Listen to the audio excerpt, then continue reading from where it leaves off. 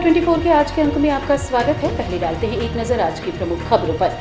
नशा मुक्ति केंद्र में युवक के साथ 6 महीने से चल रहा था शारीरिक उत्पीड़न। सिविल लाइन थाना अंतर्गत चोरी के आरोप में गिरफ्तार की गई महिला की हुई संदिग्ध परिस्थितियों में मौत। परिजनों ने लगाया पुलिस पर हत्या का आरोप। और बिजली विभाग के अमलिया कार्यालय में संदिग्ध परिस्थितियों में लगी आग, लाखों का सामान जलकर खाक। इन खबरों को आगे हम विस्तार से। नशा मुक्ति केंद्र में युवक के साथ शारीरिक उत्पीड़न का गंभीर मामला प्रकाश। बताया जा रहा है कि रीवा में संकल्प नशा मुक्ति केंद्र के अंदर इलाज कर रहे एक व्यक्ति के साथ सामूहिक दुष्कर्म का मामला प्रकाश में आया है। मामला उजागर होने के बाद संचालक सहित अन्य आरोपी फरार हो गए हैं। पीड़ित ने बताया कि पिछले 2.5 साल से वो संकल्प नशा मुक्ति केंद्र में अपना इलाज करा रहा था, जिसकी फीस भी उसके परिजन प्रतिमाह 18,000 रुपए जमा करवाते थे। पिछले 5 से 6 महीने से नशा मुक्ति केंद्र के संचालक उसके साथ दुष्कर्म कर रहे थे। यहां तक कि उसके संवेदनशील अंगों में सरिया और लाइटर जैसी वस्तुओं का इस्तेमाल किया गया, जिसके बाद उसकी स्थिति काफी बिगड़ गई थी। पीड़ित युवक और उसके परिजनों का कहना है कि संचालक अपने साथियों के साथ उसके साथ जबरदस्ती करता था, वो मारपीट करता था और डीजे की तेज आवाज बजाकर उसके साथ दुष्कर्म का काम किया करता था। घटना के दिन तबीयत ज्यादा खराब होने पर उसे संजय गांधी अस्पताल ले जाया गया, जहां पर उसका बिना परिजनों की सहमति के ऑपरेशन कर दिया गया, जिसके बाद परिजनों को सूचना दी। शंका हुई तो परिजन अस्पताल पहुंचे। मामले की गंभीरता को देखते हुए जब विश्वविद्यालय थाने पहुंचे तो पुलिस ने रिपोर्ट दर्ज नहीं की। इसके बाद परिजन एसपी ऑफिस पहुंचे, जहां से निर्देश मिलने के बाद पुलिस हरकत में आई और नशा मुक्ति केंद्र को सील कर अब मामले की जांच की जा रही है। वहीं परिजनों ने मानव अंग तस्करी का भी आरोप लगाया है। इस संबंध में हमने पीड़ित युवक, उसके परिजनों और रीवा एसपी विवेक सिंह से बात की। आया था कि उन्होंने अपने एक परिजन को संकल्प नशा मुक्ति केंद्र में करीब 2.5 साल पहले एडमिट किया था नशे से दूर करने के लिए, और उनको ये जानकारी लगी कि उनके परिजन को हॉस्पिटल एडमिट करके उसका कोई इलाज या कोई ऑपरेशन किया गया है, जिसके आधार पर जब वो अपने परिजन से मिले तो परिजन ने उनको बताया कि उनके साथ अप्राकृतिक कृत्य और कुछ मारपीट की घटनाक्रम वहाँ पर किया गया है, जिसमें 5 आरोपियों के उसने नाम बताए हैं, जिसके आधार पर थाना विश्वविद्यालय में इसमें हमने 377 और अन्य धाराओं में इसमें हमने मुकदमा दर्ज किया है और उसकी विवेचना की जा रही है। अभी कल हमने एक टीम भी भेजी थी, प्रशासन और पुलिस की टीम उसमें गई थी, जिसमें सामाजिक न्याय के अधिकारी थे, तहसीलदार थे और एसडीओपी थे, और उन्होंने वहाँ पे जाके जो भी दस्तावेज हैं वो सारी चीज़ों को वहाँ पे जब्त किया है। और इसके साथ साथ जो घटना स्थल संभावित है उनको भी हमने लॉक किया था वहाँ पे। सर, पुलिस अधिकारियों के संज्ञान में आने के बाद ये मामला दर्ज कराया गया। 2 दिन तक परिजन भटक रहे थे, थाने में गए थे, संबंधित थाने की पुलिस ऐसा एक्टिव क्यों नहीं हुई? आरोपी फरार हो गए? नहीं, परिजनों ने बताया कि वो कल ही गए हैं वहाँ पुलिस थाने पे, और 1-2 घंटे उनको वो था, लेकिन उसमें ये है क्योंकि एक गंभीर मामला है और थोड़ा सा उसमें एक चीज़ों का पूरी परख होनी आवश्यकता रहती है, तो इस वजह संभवतः देरी थी। किसी प्रकार से मामले को हटाने का या उसको नहीं कायम करने का कोई मंशा किसी की नहीं थी, और जैसे ही फिर पूरी गंभीरता उसकी पता चली तत्काल विवेक अवस्थी, सीमाकांत अवस्थी, कैलाश तिवारी, बालेंद्र द्विवेदी, शिवम सिंह परिहार, ये सब मिलके आपके साथ दुष्कर्म ये सब पकड़ते थे, मेरे को बांध देते थे, गमछे से बांध देते थे। कितने लोग किए थे आपके साथ? मेरे साथ रीवेंद्र अवस्थी ने दुष्कर्म किया है। 377 में कई बार किया हुआ। एक आरोपी अभी थाने में बता रहे पकड़ा गया। 4 लोग आपके साथ ऐसा कुछ घटना किए हैं, ऐसा बता रहे हैं। रीवेंद्र अवस्थी मेरे साथ करता था, ये नाइट में करता था। नाइट में करता? हाँ। ये वीरेंद्र अवस्थी ना, क्या नाम है? रीवेंद्र अवस्थी। रीवेंद्र कौन है वहाँ का? डायरेक्टर है। डायरेक्टर। हाँ। तो ये परिजनों को आपने जानकारी दी थी क्या? किसी को नहीं मिलने देते थे। मिलने देते थे? किसी को नहीं मिलने देते। परिवार से कब से नहीं मिले थे आप? मैं 27-28 महीने से नहीं मिला। ये चोट कैसे आई? जलाया किसने है? क्या हुआ? ये रीवेंद्र अवस्थी ने जलाया। रीवेंद्र अवस्थी ने लाइटर ही डाल दिया पूरा लेटे के रास्ते। अच्छा, आँख फट गई, पूरी आँख फट गई। भुगतान में लाइटर डाल दिया। तो ये पनिशमेंट क्यों दे रहे थे? क्या कर रहे थे आप? उनका मूड कुछ भी उनका मूड पड़ जाए, उनका सनक लग जाती तो वो कर लेते थे। आप वहाँ कब से रह रहे थे? 2.5 साल हो गया वहाँ कम से तो कम। कब से आपके साथ दुष्कर्म कर रहे थे वो? अभी 7 ये अभी मुश्किल से 4-6 महीने से। 4-6 महीने से कर रहे थे। हाँ। तो काफी लोग उसके साथ शामिल थे क्या, जो पकड़े जा रहे हैं अभी भी? कई लोगों को शामिल करके आपके साथ हो गया? तो उसके कर्मचारी थे वो कहता था बांध दो तो बांध देते थे, गमछे से बांधते थे, मुंह बांध देते थे, पैर बांध देते थे, हाथ बांध देते थे। उसके बाद बक्सा भी चला देता था वो, ब्लूटूथ से बक्सा, बड़े बड़े बक्से ऐसा कर लो सब केंद्र में, आवाज़ नहीं गूंजती। जब कितना भी चिल्लाओगे कुछ भी करोगे आवाज़ आपकी नहीं जाएगी। नहीं आपके तो ये शरीर में ये जो पेट में निशान है ये किस चीज़ के हैं? ये हॉस्पिटल में लाए ना, ये लोग हॉस्पिटल में लाए, ऑपरेशन का है ये। ऑपरेशन में क्या परिजनों को सूचना दी? नहीं सूचना दी है, बिल्कुल नहीं सूचना दी है। बिना परिजनों के ऑपरेशन कर दिया गया? कोई सूचित नहीं, कोई सूचना नहीं। वही लोग लेके आए थे यहाँ? हाँ। आप कहाँ के हैं? मैं रहने वाला डड़वा गाँव से। तो बोले कि अभी तो नहीं हो सकती, मैं वहाँ हूँ ऑफिस में हूँ, थोड़ी देर बाद करवाऊँगा जब उधर जाऊँगा। तो फिर मैं लगाई तो वो बोले कि मैं अभी वहीं हूँ। मैं बोली तबीयत उनकी कैसी है, कैसे हैं? तो बोले बिल्कुल ठीक हैं, अच्छे से हैं, आप कोई टेंशन ना लें, किसी प्रकार से हम लोग हैं। फिर बोले कि इस समय थोड़ा उनके पेट में दर्द हो रहा है, तो हम लोग उनको डॉक्टर के यहाँ दिखवाने का सोच रहे हैं, हो सकता है आज ही ले जाएं दिखवाने। तो मैं सोची कि ठीक है, बोली कि हो गया। मैं सोची कि हो गया होगा हल्का फुल्का दर्द किसी प्रकार का। फिर 29 तारीख को अचानक फ़ोन किए शाम को 7 बजे, बोले कि वो जो मैं कल बोला था कि आपके पति को दिखवाना, उनके पेट में दर्द है, तो उनके पेट में गिल्टी थी, तो हम लोगों ने ऑपरेशन करवा दिया है। तो मैं आश्चर्य में पड़ गई। मैं बोली कि ऐसे कैसे ऑपरेशन हो गया, इतना कैसे था कि इतना बड़ा खतरा था कि इतना जल्दी ऑपरेशन करवा दिए, और हम लोगों को बताया नहीं। हम लोग क्या इतने दूर थे कि नहीं आ सकते थे। तो मेरे पिताजी को बता देते, मैं पिताजी को अपने गार्जियन बना के रखी थी, तो मैं अपने पिताजी को आगे क्या? तो बता देते, तो वो लोग नहीं बताए। हो गया, फिर हम लोग आए यहाँ, फ़ोन करे अपने पिताजी को करे, आए देखे तो ये हालत ही, फिर ये ऐसा बताए। इनके साथ जो गलत हुआ इसके बारे में आपने थाने में शिकायत की, तो आपकी रिपोर्ट लिखी गई थी क्या? नहीं लिखी गई थी, मैं 2-3 घंटे खड़ी थी, तो रिपोर्ट मेरी कोई नहीं दर्ज की गई थी वहाँ पे। फिर कैसे आप पहुँची गए? सिविल लाइन थाना अंतर्गत चोरी के संदेह में गिरफ्तार की गई महिला की मौत के बाद परिजनों ने पुलिस पर गंभीर आरोप लगाए हैं। रीवा शहर के ढेकहा मोहल्ले में यशवर्धन सिंह नाम के व्यक्ति के यहाँ एक महिला काम करती थी, जिस पर घरेलू सामग्री चुराने का आरोप लगाया गया था, जिसके बाद पूछताछ के लिए पुलिस थाने लेकर आई। महिला का नाम राजकुमारी उर्फ जुग्गी केवट बताया जा रहा है। पुलिस ने महिला को थाने के भीतर ही रखा और तबीयत खराब होने पर अस्पताल लेकर गए, जहां पर उसकी मौत हो गई। महिला सीधी जिले के मौरा गांव की रहने वाली बताई जा रही है, जो रीवा में रहकर लोगों के यहां घरेलू काम किया करती थी। उसके परिजनों ने आरोप लगाया है कि जिस व्यक्ति ने चोरी का आरोप लगाया है, उनकी ओर से पहले प्रताड़ित किया गया, उसके बाद पुलिस थाने में भी प्रताड़ित किया गया, जिसकी वजह से उसकी मौत हो गई। चोरी की वारदात कबूल कराने के लिए उसे करंट भी लगाया गया है।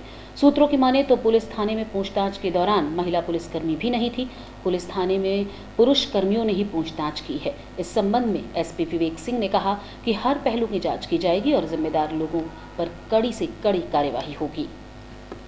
कल एक एफआईआर हुई थी चोरी की, और जिसमें जो फरियादी थे उन्होंने इस महिला को उसमें संदेही में लिखाया था और जिसको पूछताछ के लिए लाया गया था, और जिसकी गिरफ्तारी करके और पूछताछ की जा रही थी।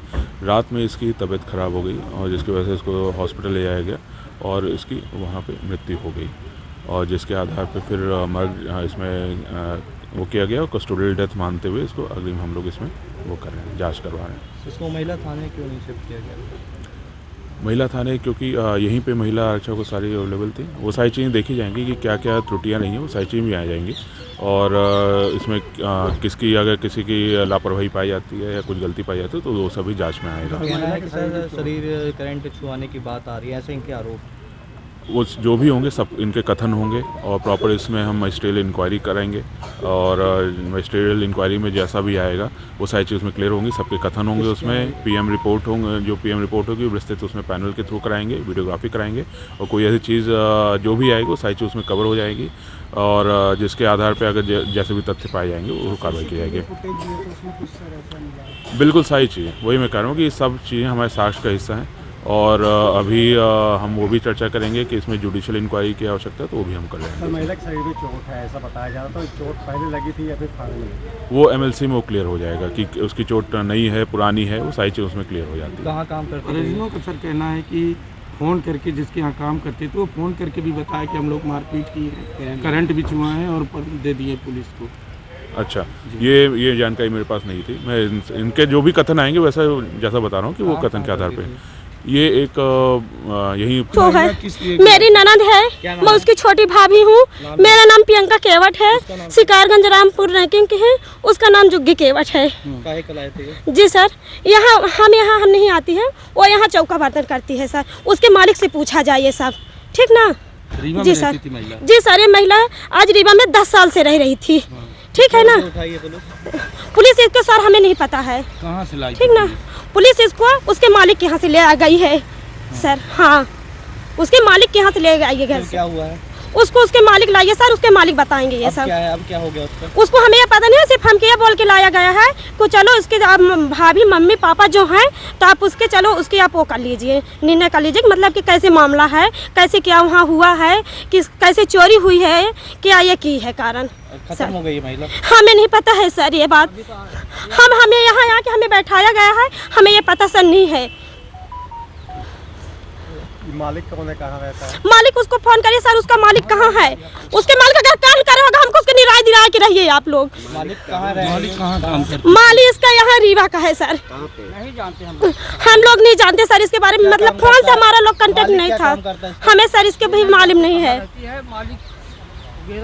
हमें ये भी पता नहीं सर, 10 साल से रहे, हमारा उसका फ़ोन से कांटेक्ट नहीं हुआ है। जब सर हमारा उसका कोई संबंध नहीं था, और मतलब दिमाग से दूसरी प्रकार की थी, ठीक ना। घर में जाती थी, गाली गलौज करती, सब लोग हम लोग उसके नहीं आने जाने देते थे। अभी आपको ये नहीं बताया गया कि नहीं सर, हमें चोरी रखा गया है, हमें यहाँ झूठ बोलकर यहाँ लाया गया है। कितने बजे सूचना दी है आपको? हम लोग को सर अभी 4 बजे भोर में सूचना दी गई है कि मतलब चलिए, वो मतलब गांव में ऐसे किसी कानों में खबर थी कि यानी कि वो बेहोश है, बोल टाइप नहीं रही है, ठीक ना। बाकी हमें सूचना दी गई है उसकी वो डेथ हो चुकी है लाख सर। अभी नहीं मालूम आपको? हमको अभी भी मालूम नहीं है सर, हम वहाँ से आ गए सर, फोन पे फोन बात कर रहे थे, लेकिन हमें यह भी मालूम नहीं था। कौन से गांव का मामला, कौन से गांव की है ये वैसे निवासी? मतलब हम लोग शिकारगंज के निवासी है, उसके मायके शिकारगंज में है। उसकी शादी हुई थी मऊरा में हुई थी सर, मऊरा खड्डी में हुई थी शादी सर। उसकी पति नहीं रहते क्या सर? उसके पति है सर, उसके पति बहुत अब मतलब कि उम्र उसकी ज्यादा हो चुकी है। करवा चौथ के व्रत को लेकर महिलाओं में खासा उत्साह देखा जा रहा है, जिसके लिए बाजार सज गए हैं। करवा चौथ का व्रत सुहागिनों के लिए बेहद खास माना जाता है। ये व्रत महिलाएं अपने पति की लंबी उम्र के लिए रखती हैं। मान्यता है कि ऐसा करने से अखंड सौभाग्य की प्राप्ति होती है। हर साल करवा चौथ का व्रत कार्तिक मास के कृष्ण पक्ष की चतुर्थी तिथि को मनाया जाता है। इस दिन सुहागिन महिलाएं पूरा दिन निर्जला व्रत रहकर प्रदोष काल में चंद्र को अर्घ्य देकर व्रत का पारण करती हैं। हालांकि बघेलखंड में पहले इस त्योहार का इतना महत्व नहीं था। बघेलखंड में तीजा का ज्यादा महत्व माना जाता रहा है, लेकिन धीरे धीरे जब हम दुनिया से जुड़ने लगे, टीवी और मोबाइल से संस्कृतियों का आदान प्रदान हुआ, तो अब बघेलखंड में भी इस त्योहार का अच्छा खासा महत्व देखा जाता है। आपको बता दें कि व्रत को लेकर बाजार पूरी तरह से सज गए हैं। फल, फूल, मिठाइयाँ, सब्जियों के दाम बढ़ गए, बावजूद इसके महिलाएं खरीदारी में व्यस्त दिखाई दी। बाजार में तरह तरह के श्रृंगार के सामान व पूजन सामग्री उपलब्ध हैं। महिलाओं की भीड़ भी इस दौरान काफी देखी गई। वहीं सोशल मीडिया में इसको लेकर चुटकुलेबाजी भी चलती रही। करवा चौथ व्रत को लेकर ज्योतिषाचार्य डॉक्टर संदीप शुक्ला ने रीवा 24 को जानकारी देते हुए बताया। जय सिया राम। करवा चौथ का त्यौहार जो पड़ रहा है, ये वर्ष में एक बार जो है महिलाओं के लिए ये त्यौहार पड़ता है। महिलाएं जो है सदा सुहागन रहने के लिए जो है इस व्रत का पालन करती हैं, व्रत को करती हैं। और साथ में जो है करवा माता की पूजा की जाती है, पार्वती माता की पूजा की जाती है, गौरा गणेश की जो है पूजा की जाती है। और पूजा करने की विधि जो है चौक डालना चाहिए, चावल गेहूँ आदि से जो है कलश के आजू बाजू गौ चावल और गेहूं डाल के जो है गणेश की स्थापना करनी चाहिए। और अगर आप कलश स्थापना करना चाहते हैं तो कलश स्थापना करके उसके केले के उसमें जो है अशोक के पत्ते या आम की टेर लगा के जो है कलश की स्थापना करनी चाहिए। और साथ में जो है दीपक प्रज्वलित करनी चाहिए। करवा चौथ में जो है करवा का जो है बहुत ज़्यादा महत्व है। 2 करवे जो हैं रखे जाते हैं, एक करवा स्वयं का होता है, एक करवा जो है माता पार्वती का होता है। और ये माना जाता है जैसे माता पार्वती के पति जो हैं अमृत की प्राप्ति के हैं महाशिव भोलेनाथ महादेव जो है अमृत में है, उस तरीके से जो है हमारे सुहाग को भी जो है अमृतता और लंबी आयु की प्राप्ति हो। तो इस तरह जो है करवा चौथ का जो है त्योहार मनाया जाता है। महिलाएं इसे जो है निर्जला रहकर जो है इस व्रत को करती हैं जब तक चंद्र उदय नहीं हो जाता। तो चंद्रमा की करवा देवी की पूजा और साथ में चंद्रमा की पूजा करके चंद्रमा को अर्घ देकर चंद्रमा की आरती आदि उतार कर और उनको जो है उनसे जो उनको प्रसाद आदि को चढ़ाकर जो भी कुछ आप बनाते हैं, मिठाई है, चावल का भोग है, खोवे का भोग है, जो भी आप भोग बनाते हैं उनको चढ़ाकर और फिर जो है पूजा का पारण होता है। तो चंद्रमा दर्शन करना चाहिए, चंद्रमा को अर्घ देना चाहिए। और चंद्रमा का जो दर्शन का जो समय है, ज्योतिष के अनुसार जो चंद्रमा का जो समय है, दर्शन का समय है 8:09 पे है। 8:09 पर जो है चंद्रमा आकाश में दर्शन देंगे और साथ में जो है उसके पश्चात जो है चंद्रमा को अर्घ दें और अर्घ देने के पश्चात जो है पति के द्वारा जो है अपने व्रत को महिलाएं तोड़ती हैं। पति जो है उनको जो है जला ग्रहण कराते हैं, दूध ग्रहण कराते हैं, जो भी चीज आप इष्ट सिद्धि की प्राप्ति के लिए जो भी चीज ग्रहण करना चाहे उसको जो है ग्रहण करते हैं और महिलाएं जो है अपने पति के पैर अगुआ पड़ के उनसे आशीर्वाद की प्राप्ति लेती हैं। और साथ में गौरा गणेश की जो पूजा होती है तो पार्वती माता से सुहाग की प्राप्ति की कामना करती है, जिससे कि हमारा सुहाग जो है अक्षुण्ण रहे। तो इस तरह जो है सुहाग की प्राप्ति के लिए, सुहाग की दीर्घायु के लिए जो है ये विवाहित महिलाएं जो है इस त्योहार को रखती हैं। ये त्योहार सिर्फ विवाहित महिलाएं ही जो है रख सकती हैं। बाकी जो भी कुछ आप माता को अर्पित करती हैं, करवा माता को अर्पित करती हैं, पार्वती माता को अर्पित करती हैं, वो सब जो है किसी सुहागन स्थिति को जो है दान पुण्य जो है कर देना चाहिए, जिससे जो है कल्याण एवं अभिष्ट की प्राप्ति होती है। साथ में गणेश पूजन का महत्व भी बहुत ज्यादा है, क्योंकि शुभ लाभ की जो प्राप्ति होती है वो जो है गणेश से ही प्राप्त होती है। तो गणेश को चावल एवं गेहूं अर्पण करना चाहिए और उनकी पूजा उन्हीं की पूजा से ही जो है शुरुआत करवा चौथ की करनी चाहिए। राष्ट्रीय एकता दिवस के अवसर पर शहर में स्थित Pentium point group of institute के करहिया परिसर में सरदार पटेल की जन्म जयंती के अवसर पर एक कार्यक्रम का आयोजन किया गया। आधुनिक इतिहास की अहम घटनाओं में से एक रहा 562 देसी रियासतों का एकीकरण और इसके साथ रखी हुई बुलंद भारत की नींव, और इस काम को अंजाम देने वाले सरदार वल्लभ भाई पटेल की आज 145वीं जयंती है। इस कारण 31 अक्टूबर के दिन प्रतिवर्ष उनकी जयंती को राष्ट्रीय एकता दिवस के तौर पर मनाते हैं। आज राष्ट्रीय एकता दिवस के अवसर पर शहर में स्थित Pentium point group of institution के करहिया परिसर में सरदार पटेल की जन्म जयंती के अवसर पर कार्यक्रम का आयोजन किया गया। आज के इस कार्यक्रम में मुख्य अतिथि महाविद्यालय के मुख्य प्रबंधक संचालक बीएन त्रिपाठी रहे। इस कार्यक्रम में मुख्य वक्ता के रूप में शासकीय आयुर्वेदिक महाविद्यालय में पदस्थ प्राध्यापक एवं चिकित्सक डॉक्टर आशुतोष द्विवेदी रहे। विशिष्ट अतिथि के रूप में Pentium point group of institution के शैक्षणिक संचालक एसके त्रिपाठी थे। पेंटियम पॉइंट टेक्निकल कॉलेज की प्राचार्य डॉक्टर सीमा शुक्ला भी उपस्थित रही। इस वजह से मैं इस कार्यक्रम में मुख्य वक्ता के रूप में हमारे बीच उपस्थित डॉक्टर आशुतोष द्विवेदी सर जी के मंच पर आमंत्रित करूंगा।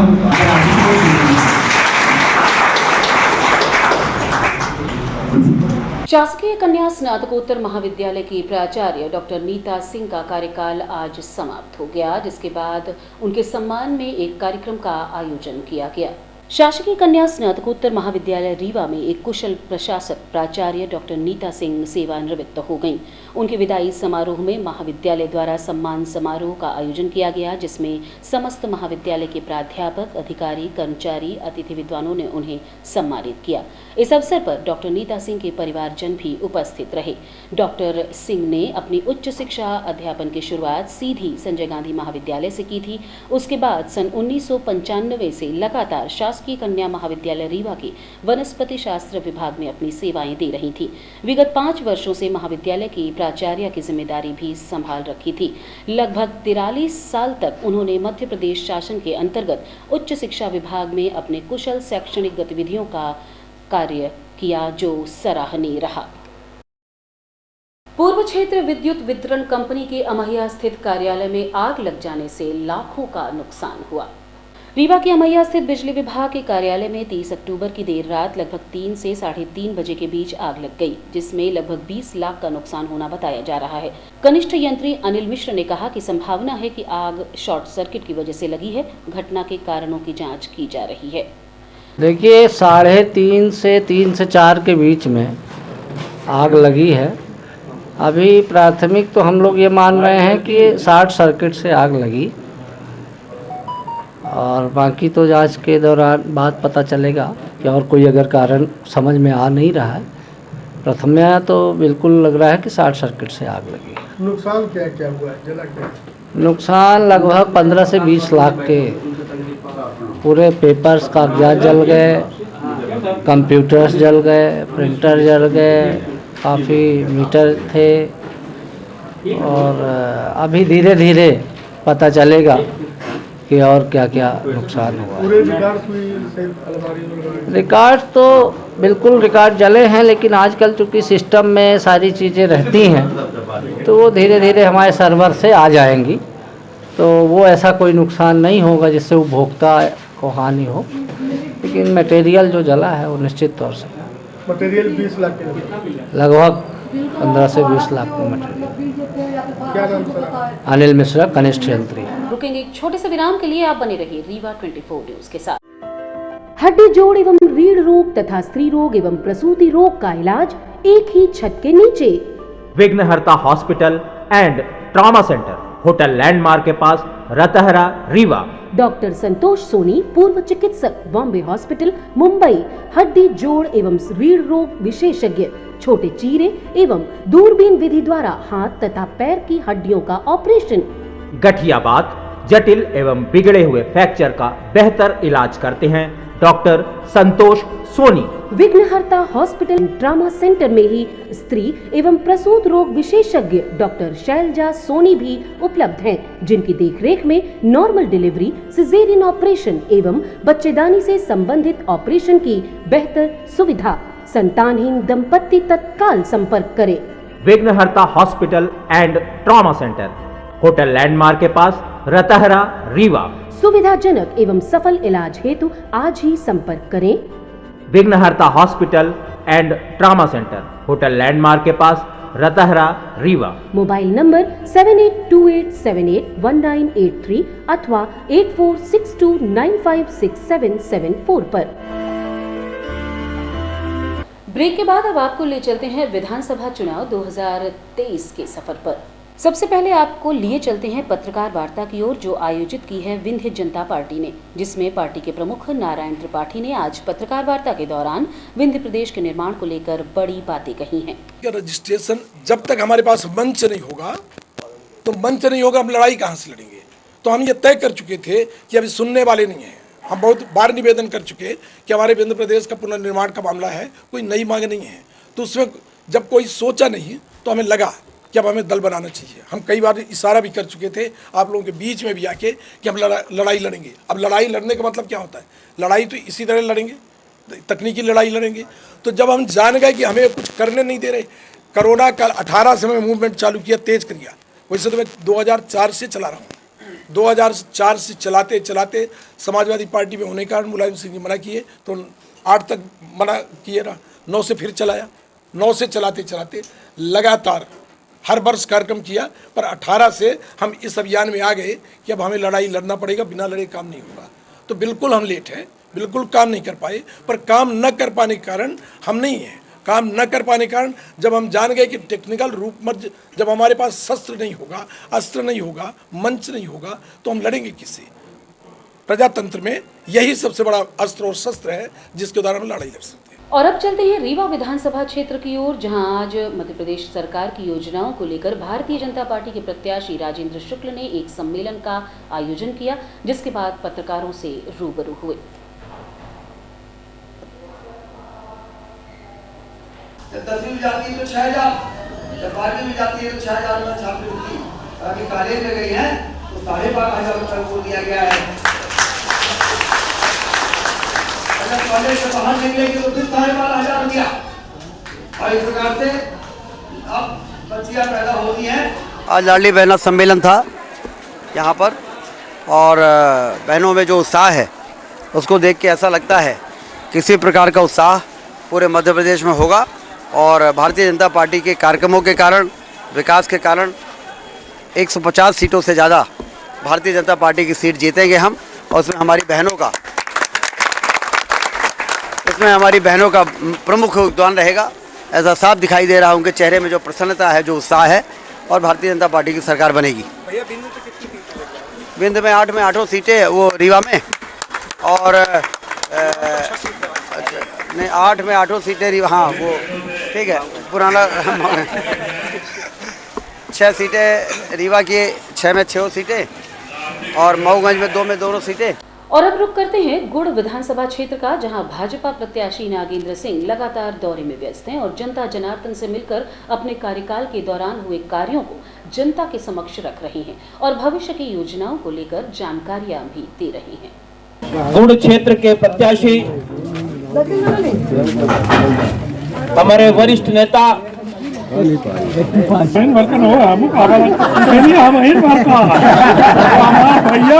हमका तुम कबो नहीं सोचते है ना, यह हाल रही है, यह हाल है। तो ऐसे अब सब बात हो गई है, मिट्टी करब कि यह खुशहाली के दिन आगे बढ़ाई और बड़ी बड़ी योजना शिवराज सिंह जी के मन में आई अपना के लिए।